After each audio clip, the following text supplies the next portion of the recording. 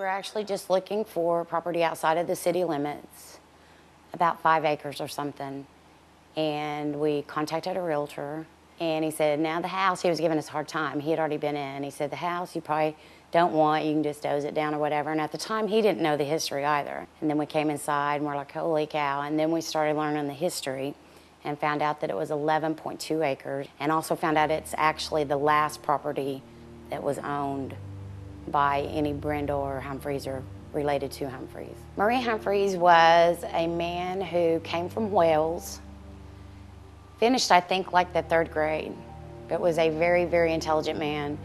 He actually tried to hijack, during Prohibition, tried to hijack one of Al Capone's trucks. He was a young man, and Al Capone liked him so much, he said, bring him to me, and then he put him to work.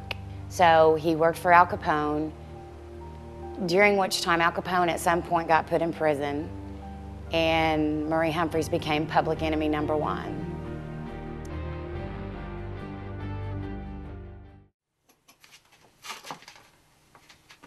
Can you see in here? When we've been trying to clean it up, it looked like someone actually lived up here. A lot of people from Chicago, a lot of gangster people have been in this house.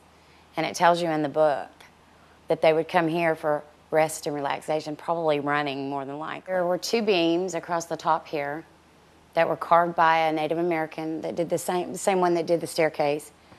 Those were taken out and sold, what we've been told, for $120,000, and that they're in a museum in New York.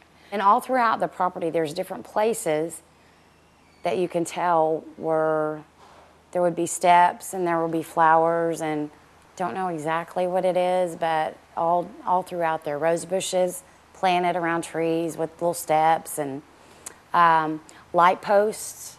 There's light posts all over the property that I don't know, what they did, or if obviously it was all lit at one time. We've got several people, and people that say they swam in it, actually, that the bottom of the Olympic-sized pool was lined with silver dollars. We obviously never saw that, but we've heard that from more than one person, more than 2 people. We've heard it from several.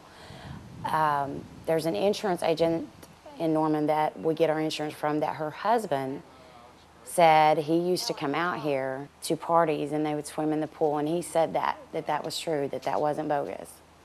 They said when they came out, though, their parents would have to drop them off, or if their parents stayed, they were only allowed in a certain part of the house. They couldn't go anywhere else. The doors were all shut and locked, which you can tell all the doors have deadbolts, all of them.